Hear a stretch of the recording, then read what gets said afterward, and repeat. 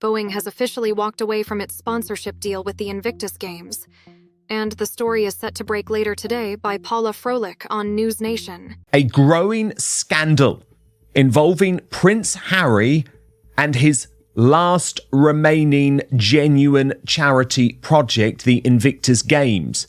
But is it really a charity project at all? This is the very reason why everyone who originally worked on and set up Invictus no longer works there. It's looking more and more like a scandal hiding in plain sight that the mainstream media don't want to go near. His past notes to a Daily Mail reporter were made public, and he was mocking and saying how much he hated going out and pressing the flesh. They were not invited, and Meghan was upset because while she's never been invited, and her people kept saying, she doesn't go, that's not her thing. And I'm like, that's a load of horse twaddle, because she is always said she wants to be in fashion and that fashion is her jam.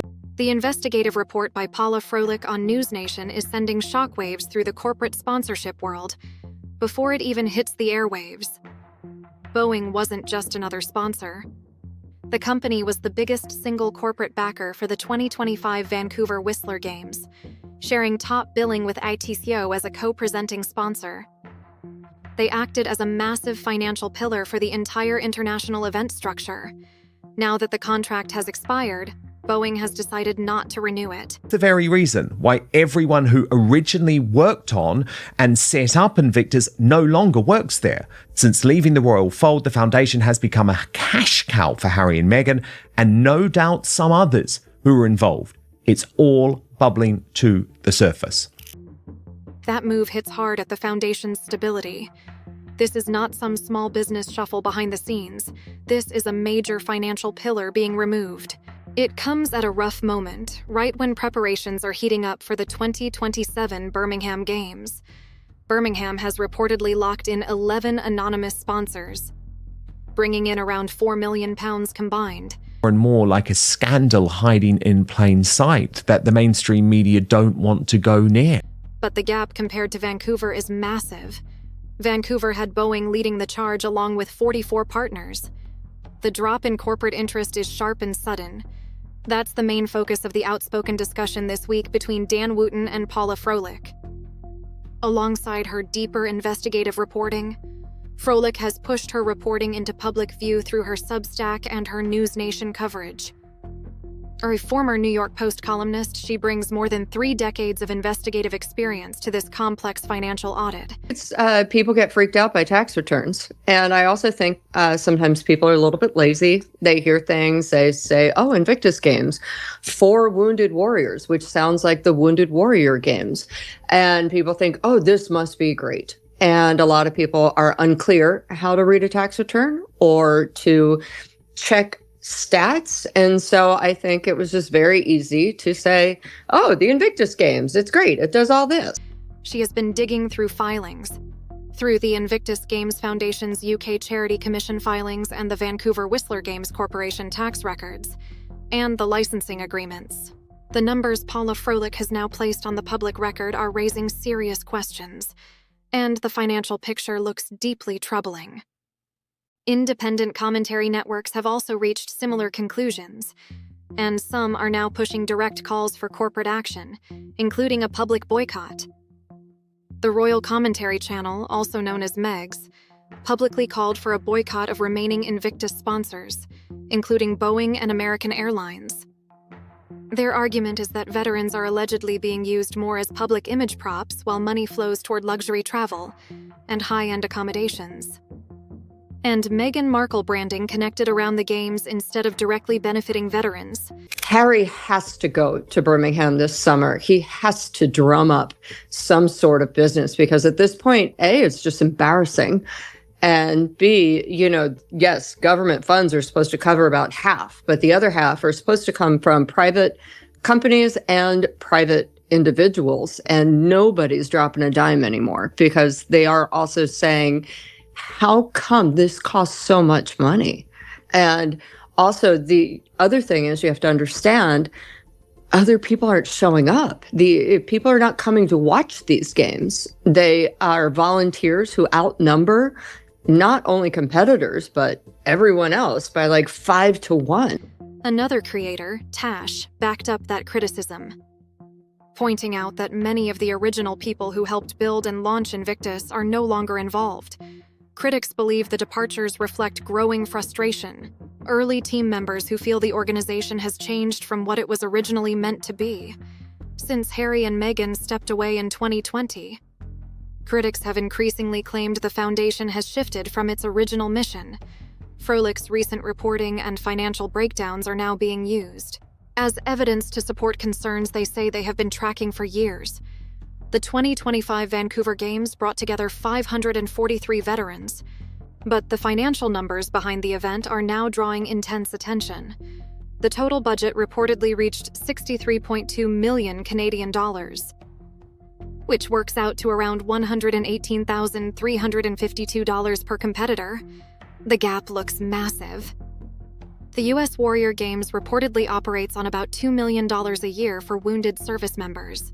I'm not diminishing PTSD at all. But again, those funds could have really gone for PTSD help. Yes. They could have gone for a lot of other things. Because PTSD doesn't impact how you physically compete. That is the critical difference here. Right, exactly. And it's putting people on different scales, and also it's not supporting the Nigerian wounded. So it was really interesting, if you will. And by interesting, I mean gag-inducing. Germany's program runs on close to 200,000, while supporting roughly half the number of participants. Critics argue that Invictus is operating at a far higher cost level than comparable programs, while the outcomes do not appear to match the massive spending difference. Another major point-raising debate is the 30 million Canadian dollars in taxpayer funding. That covered nearly half of the Vancouver Games. Rachel from the Curious Pilot channel calculated that the same amount of money could have funded thousands of prosthetic legs, hundreds of exoskeletons, tens of thousands of wheelchairs, accessible vehicle upgrades, large-scale mental health therapy, physiotherapy support, and service dogs, and home accessibility improvements for veterans in need. Those comparisons are now fueling even more public scrutiny around where the money is going. The licensing fee setup is now becoming one of the biggest points of controversy around the Invictus Games finances. Well, it's the Dr. Sophie Chandoka thing, isn't it? Which is that basically, if you admit the truth to Prince Harry, which is that you are now a hindrance to us raising funds, your connection actually makes it more difficult for us to go ahead and turn this into a success. All of a sudden, he explodes. And of course he explodes. But the problem is, Paula, he is going to cling onto this for dear life. The corporation received taxpayer and corporate money before sending a licensing payment back to the Invictus Games Foundation, the British charity that owns the Invictus brand. The amount was completely redacted. What has people talking is that the exact amount of that licensing fee was completely redacted from the public filings. No obvious commercial reason for hiding the figure. Questions are growing about how much public money may have flowed into foundation reserves and operating costs, instead of directly supporting veteran services. Paula Froehlich has also been reviewing the 2024 Charity Commission filings, and another figure is now getting major attention: direct grants dropped. According to those filings, direct grants to veteran organizations reportedly dropped by 63%, falling from £534,000 down to $200,000. That sharp decrease is adding even more pressure to ongoing public debates about spending priorities, transparency, and how funding is ultimately being used. You also know how he feels about it, because during the court case with the Daily Mail, his past notes to a Daily Mail reporter were made public, and he was mocking and saying how much he hated going out and pressing the flesh, when frankly, buddy, that's what you're there for. He seems to think, I'm doing the job I was born to do, but I don't know if he understands that job. During that same year, the foundation's income reportedly climbed by 41%, even as direct grants to veteran organizations fell sharply. At the same time, a brand new six-figure executive position was added, and cash reserves reportedly grew to £2.3 million, the highest paid employee. The highest paid employee was earning between £120,000 and £130,000 a year, near the upper end of the UK charity world. Another figure catching attention is the spike in legal expenses. Legal fees reportedly jumped from £45,000 to £155,000. No detailed explanation. Deferred income also surged from £431,000 to nearly £1.8 million, marking a huge increase that has sparked more questions. The filings show that an American for-profit company called Dunes LLC received close to £30,000 in 2023. Little detail was included. They were not invited, and Meghan was upset because while she's never been invited, and her people kept saying, she doesn't go, that's not her thing. And I'm like, that's a load of horse twaddle, because she is always said she wants to be in fashion and that fashion is her jam, as opposed to the runny spread that is her jam.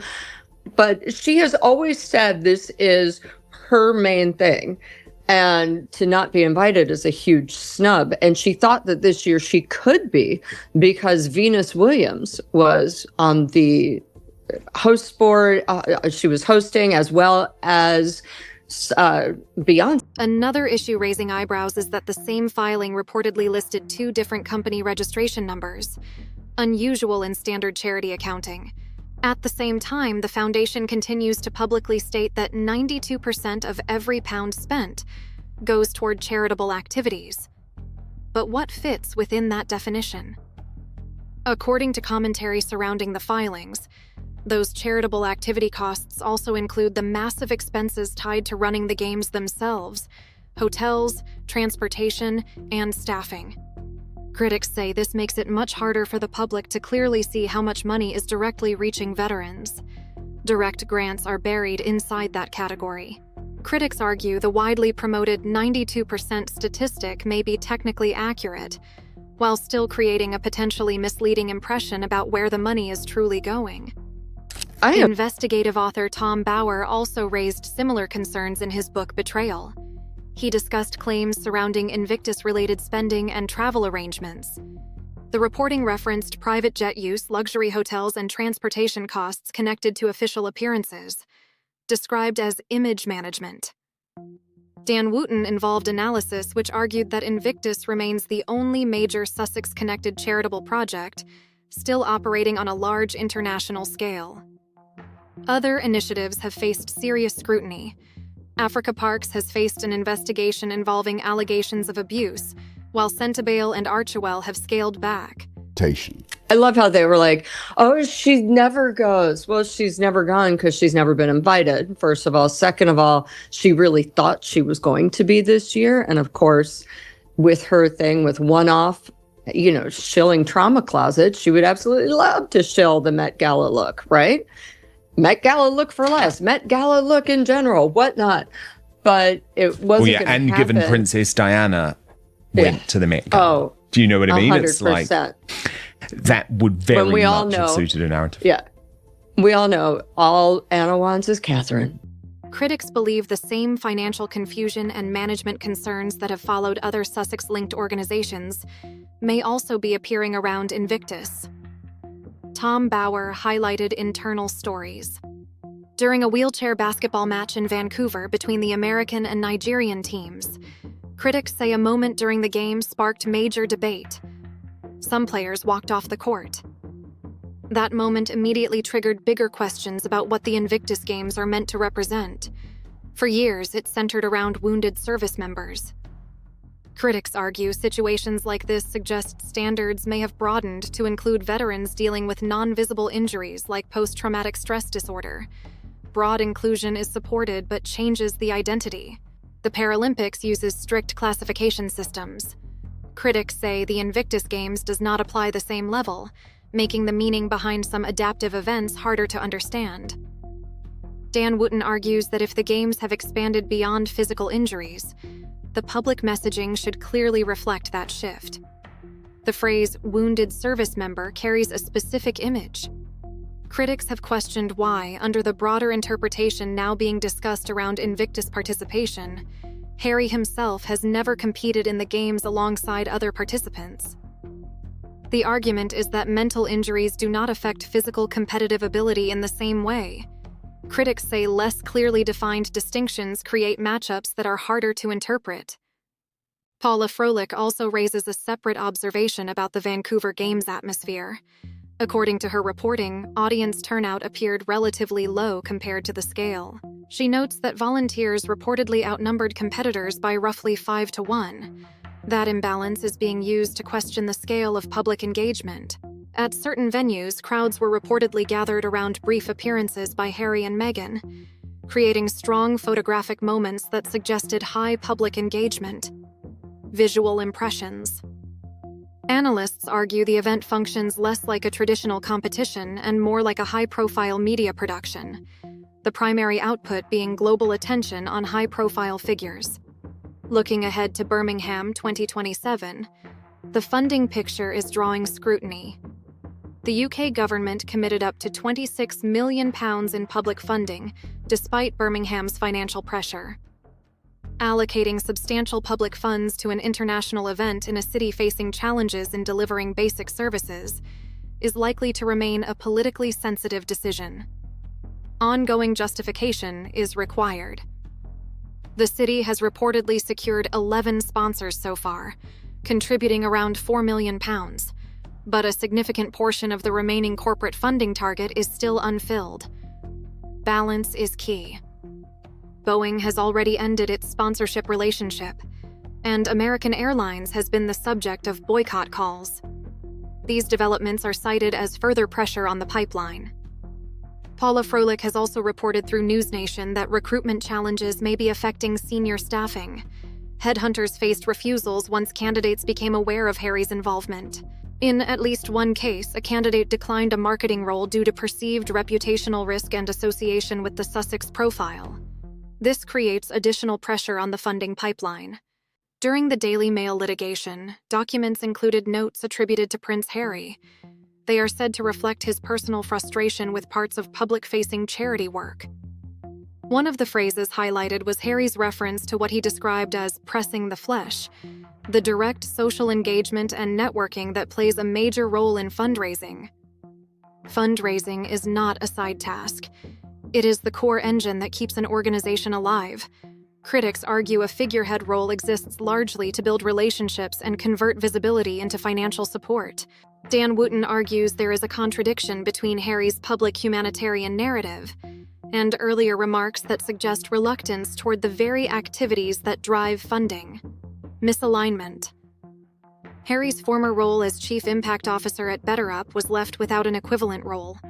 The Spotify deal ended, and the Netflix arrangement scaled back compared to earlier expectations.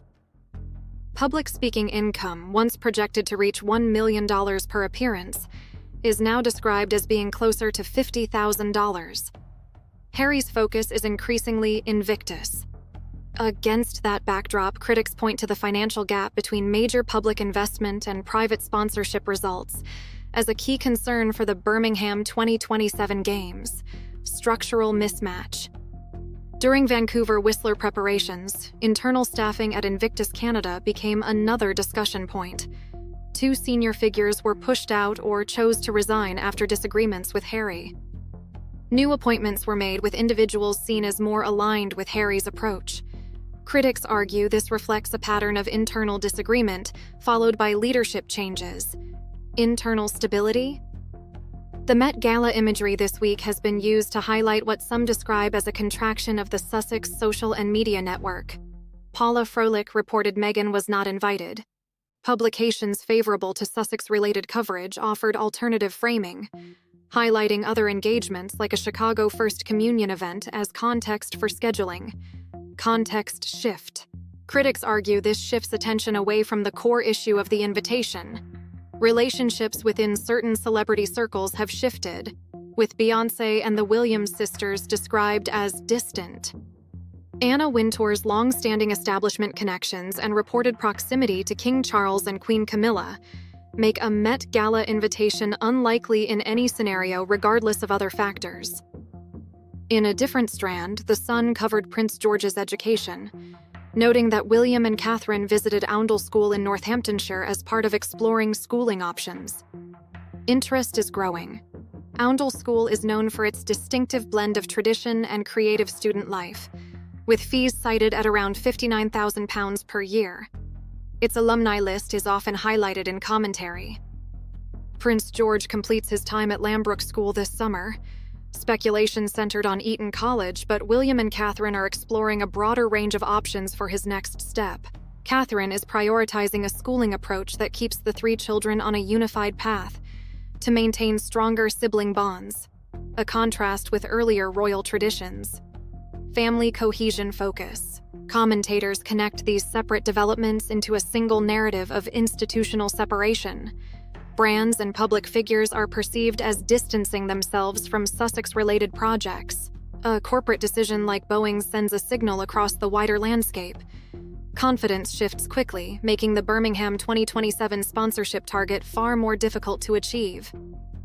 The £26 million taxpayer commitment is expected to carry a heavier share of the financial load. Political scrutiny is likely to intensify leading up to the 2027 Games. Justification required. This shift could become one of the defining debates of the Birmingham Games leading into 2027. Subscribe to Monarchy Cup. This was part 1.